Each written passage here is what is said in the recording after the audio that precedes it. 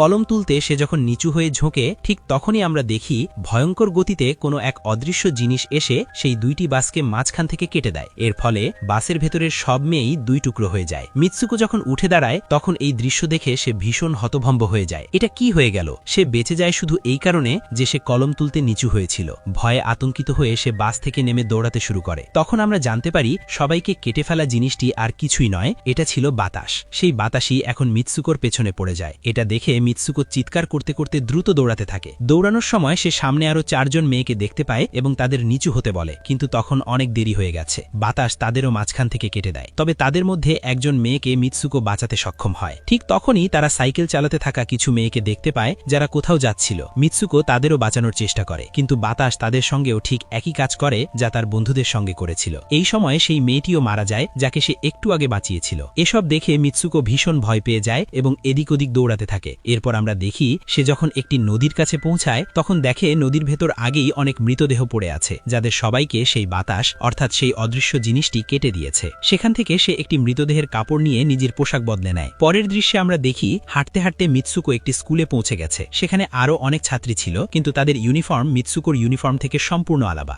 অর্থাৎ তারা তার স্কুলের ছাত্রী নয়। ঠিক তখনই একটি মেয়ে মিৎসুকোর কাছে এসে তাকে জিজ্ঞেস করে, তুমি কেমন আছো? আসলে দেখা যায় সেই মেয়েটিই ছিল তার বেস্ট ফ্রেন্ড। কিন্তু মিৎসুকো তাকে জিজ্ঞেস করে, তুমি কি সত্যি আমার বেস্ট ফ্রেন্ড? কারণ তার কিছুই বুঝে উঠতে পারছিল না তার সঙ্গে কি ঘটছে। সে গভীর শকের মধ্যে ছিল। এখানে আমরা এটাও জানতে পারি যে মিৎসুকো এবং তার বেস্ট ফ্রেন্ড একে অপরকে খুব ভালোবাসে। হঠাৎ সেখানে জোরে বাতাস বইতে শুরু করে আর মিৎসুকো হয়ে বিল্ডিং এর ভেতরে ঢুকে যায়। তার বেস্ট ফ্রেন্ড কিছুই বুঝতে পারছিল না কি হচ্ছে। সে মিৎসুকোকে জিজ্ঞেস করতে থাকে, তুমি এত কাঁপছো কেন? এত ভয় পাচ্ছ কেন? তোমার কি হয়েছে? তখন মিৎসুকো তার বেস্ট ফ্রেন্ডকে সবকিছু খুলে বলে, কিভাবে হঠাৎ একটি বাতাসের ঝাপটা এসে তার স্কুলের সব স্টুডেন্টকে কেটে নিয়ে গেছে। এসব শুনে তার বন্ধু তাকে জানালার কাছে নিয়ে গিয়ে নিজের হাত বাইরে বের করে বলে, দেখো এটা তো শুধু বাতাস, এর বেশি কিছু নয়। এতে মিৎসুকোর মনে সামান্য হলেও শান্তি আসে। তার মনে হতে থাকে হয়তো এগুলো সবই তার কোনো স্বপ্ন।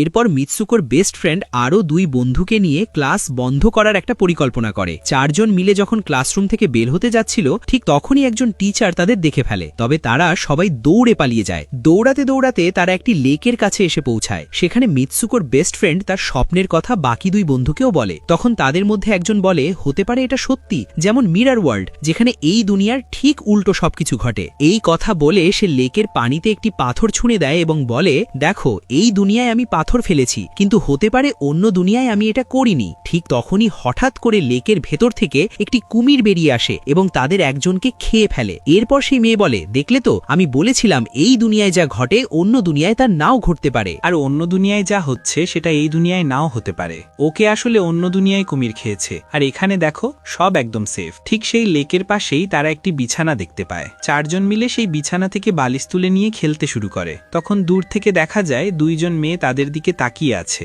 সেই 2 মেয়ের একজন ছিল ব্রাইডাল সাজে, কারণ তারা দুজন একে অপরকে বিয়ে করেছিল। এরপর বন্ধুদের একজন বলে, আমাদের এমন কিছু করতে হবে যেটা ওই দুনিয়ায় অসম্ভব, কারণ আমাদের ভাগ্য আগে থেকেই লেখা আছে, কিন্তু আমরা চাইলে সেটাও বদলাতে পারি। এরপর সবাই আবার স্কুলে ফিরে আসে এবং পরের লেকচার নেওয়ার জন্য ক্লাসে ঢুকে পড়ে। ঠিক তখনই মিৎসুকো খেয়াল করে তার পাশে একটি বালিশ পড়ে আছে। সে যখন বালিশটা তুলতে নিচু হয় ঠিক তখনই তার টিচার পুরো ক্লাসে গুলি চালাতে শুরু করে। মিৎসুকো বালিশটা তুলে মাথা তুলে তাকাতেই দেখে ক্লাসের সব মেয়েরা মারা গেছে, আর আগের স্বপ্নগুলোর মতো এবারও সে একমাত্র বেঁচে যায়। তার টিচার মিৎসুকোর কাছে এসে বলে, কিভাবে সাহস হলো ক্লাস বন্ধ করার? তোমার মৃত্যুও নিশ্চিত। ঠিক সেই মুহূর্তে আরো 2 জন মেয়ে সেখানে এসে মিৎসুকোকে বাঁচিয়ে পালানোর চেষ্টা করে, কিন্তু আরেকজন টিচার এসে তাদের দুজনকেই মেরে ফেলে। যে কয়জন স্টুডেন্ট তখনও বেঁচে ছিল মিৎসুকো তাদের সঙ্গে নিয়ে বাইরে দৌড়াতে থাকে, কিন্তু স্কুলের সব টিচার তখন তাদের দিকে গুলি চালাতে শুরু করে। গুলি এড়িয়ে সবাই যখন বাইরে বের হয় তখন হঠাৎ করে বাতাসই তাদের শরীর কেটে ফেলে। এভাবে আবারও মিৎসুকো একা হয়ে যায়। সে দৌড়ে জনবহুল এলাকা পেরিয়ে একটি পুলিশ স্টেশনে পৌঁছায় এবং সেখানে সব ঘটনা বলতে থাকে। তার কথা শোনার পর এক পুলিশ অফিসার মেয়ে তাকে বলে,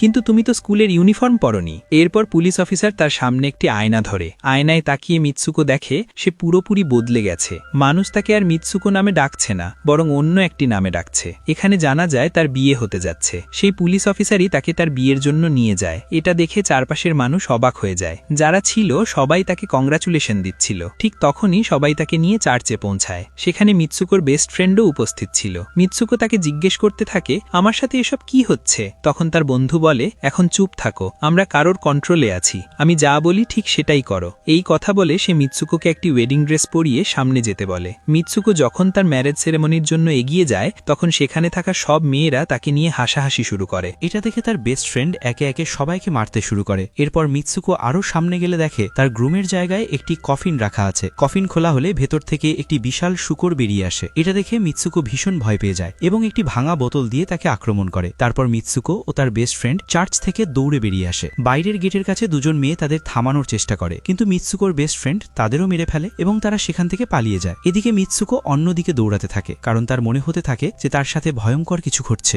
সামনে গিয়ে সে একটি আয়নায় নিজেকে দেখে এবং আবারও নিজেকে বদলে যেতে দেখে। এরপর দেখা যায় মিৎসুকো যে জায়গায় ছিল সেখানে একটি রেস চলছে। কিছু মেয়ে এসে তাকে বলে, তুমি তো খুব ভালো রেসার, দাঁড়িয়ে কেন আছো, দৌড়াও। মিৎসুকো দৌড়ানো শুরু করতেই নিজের ভেতর প্রচুর এনার্জি অনুভব করতে থাকে এবং রেস জেতার জন্য পুরো চেষ্টা করে। দৌড়ানোর সময় সে তার মৃত বন্ধুদেরও দেখতে পায় যারা কিছুক্ষণ আগে তার স্কুলে মারা গিয়েছিল। ঠিক তখনই তার বেস্ট ফ্রেন্ড আবার সেখানে আসে। তারা দুজন লক্ষ্য করে যে সেই শূকর আর যেসব নারীরা চার্চে তাদের থামানোর চেষ্টা করেছিল সবাই তাদের দিকেই আসছে। দৌড়াতে দৌড়াতে কিছু মেয়ে মিৎসুকোকে বলে, এই দুনিয়া থেকে বেরিয়ে চলে যাও। এরপর দেখা যায় দৌড়াতে দৌড়াতে মিৎসুকো একটি নির্জন অন্ধকার জায়গায় এসে পৌঁছায়। সেখানে কিছু স্টুডেন্টকে দেখা যায় যারা ইউনিফর্ম পরা ছিল। তারা মিৎসুকোকে বলে, আমরা সবাই মরে গেছি আর তোমাকেও মেরে ফেলবো। ঠিক তখনই মিৎসুকোর বেস্ট ফ্রেন্ড এসে সেই মেয়েটিকে মেরে ফেলে এবং মিৎসুকোকে সেখান থেকে নিয়ে পালিয়ে যায়। মিৎসুকোর বেস্ট ফ্রেন্ড তাকে জোরে জোরে নিজের নাম ডাকতে বলে। মিৎসুকো নিজের নাম চিৎকার করে বলতে থাকে আর তখনই সে আবার নিজের আসল রূপে ফিরে আসে। এরপর তার বেস্ট ফ্রেন্ড নিজের হাত দেখিয়ে বলে, প্লিজ আমার হাতে যে তার ওয়্যার লাগানো আছে সেটা টেনে বের করে দাও, যাতে আমি এই দুনিয়া থেকে বের হতে পারি।